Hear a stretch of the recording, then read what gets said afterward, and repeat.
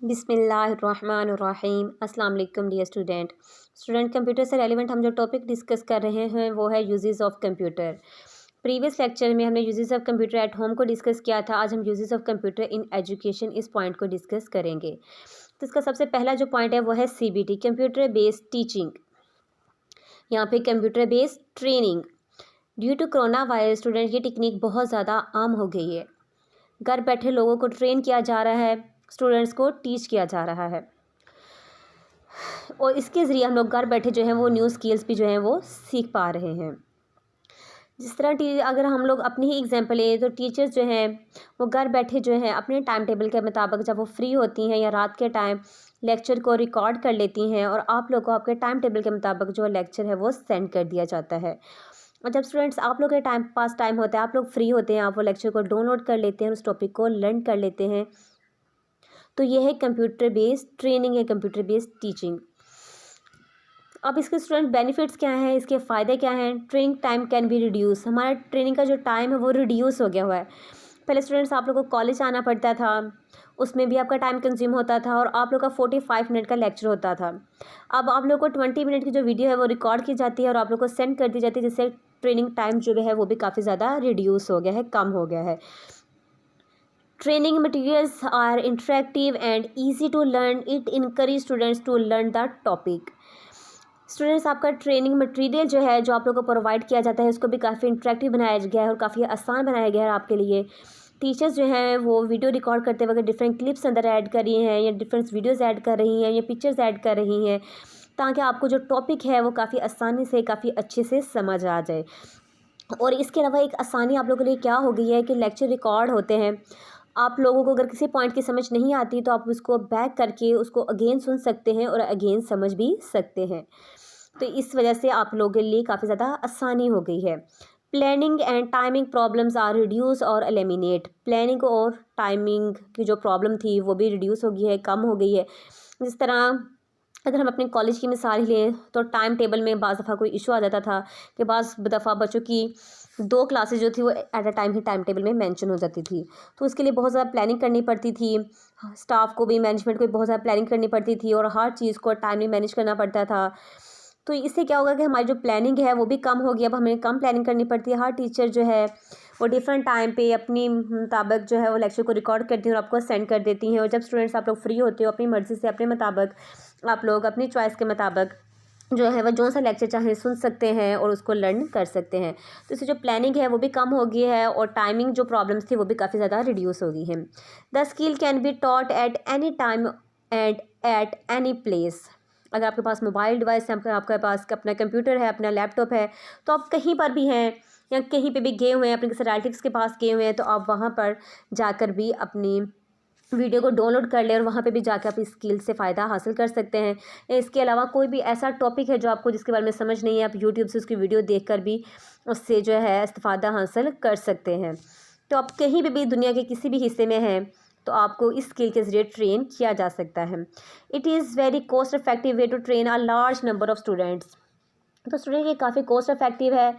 अब at a time जो है, अब आपकी क्लास की अगर स्ट्रेंथ ही देखी जाए तो अब काफ़ी सारे स्टूडेंट्स हैं, एट अ टाइम ही हम लोग आप लोग को जो है वो ट्रेन कर रहे हैं। तो इससे कॉस्ट जो है वो बहुत ज़्यादा कम हो जाती है और एक ही टाइम पर हम लोग बहुत ज़्यादा स्टूडेंट्स को जो है वो ट्रेन कर सकते हैं।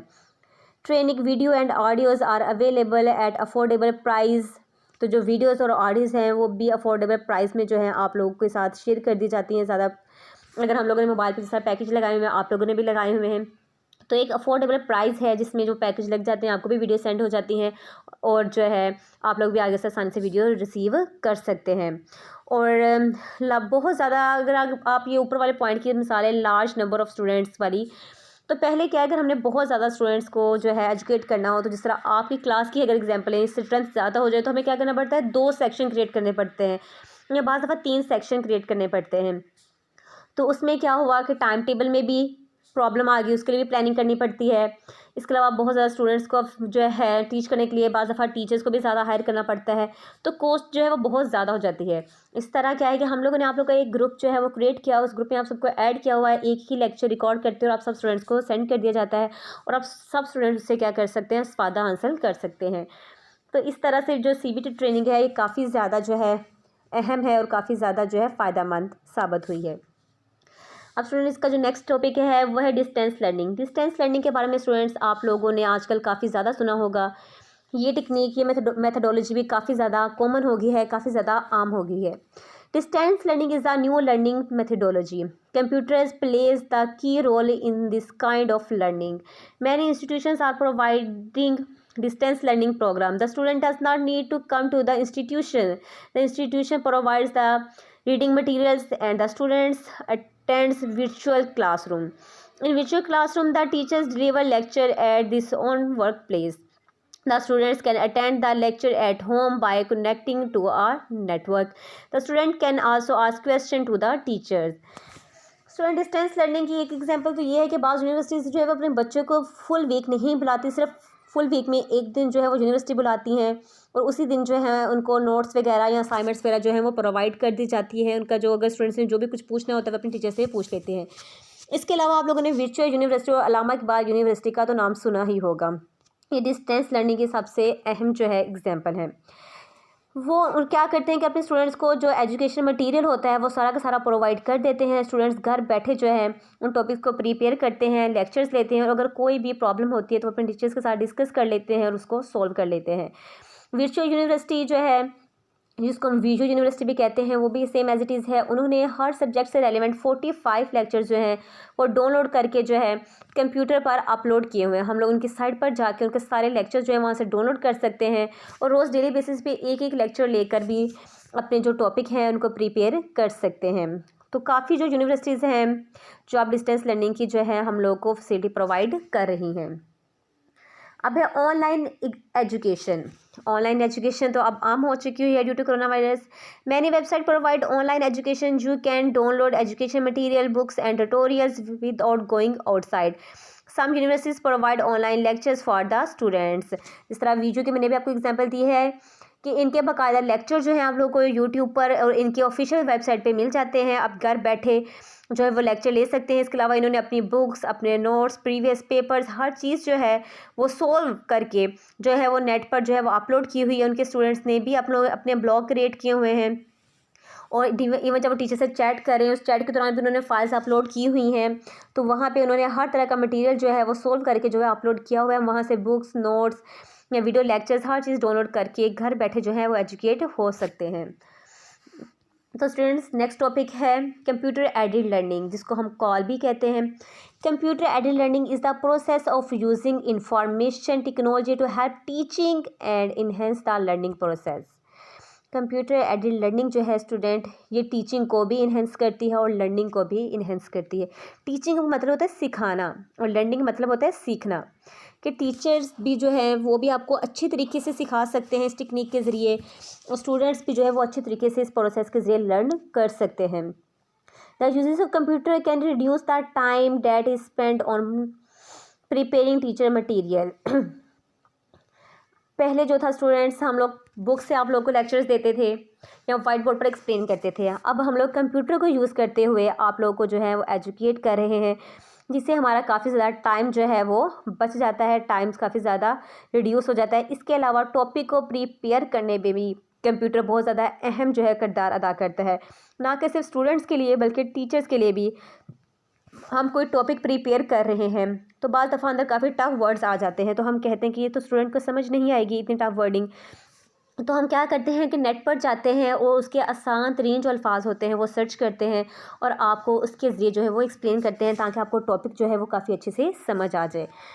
तो ये क्या होता है कि अब हम लोगों को भी लेक्चर को प्रिपेयर करने में आसानी हो गई है और आप लोगों को समझने में भी आसानी हो गई है। It can also reduce the administrative load of teaching and research.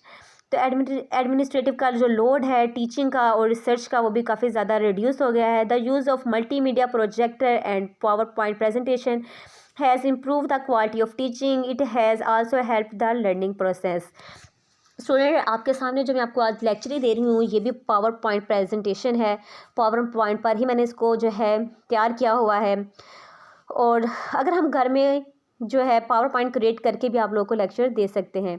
और इसकी एक एग्जांपल आप ये ले सकते हैं कि हमारी कंप्यूटर लैब है। कंप्यूटर लैब में मल्टीमीडिया जो है हम लोगों ने आप लोगों को प्रोवाइड किया हुआ है और कंप्यूटर्स भी वहाँ पे अवेलेबल हैं।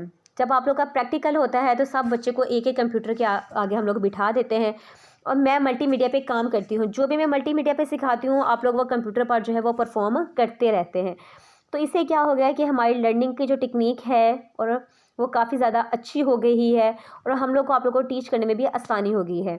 मैंने अपना लैपटॉप के साथ मल्टीमीडिया को अटैच किया होता है। मैं जो है वो आपको परफॉर्म कर करके दिखाती हूँ।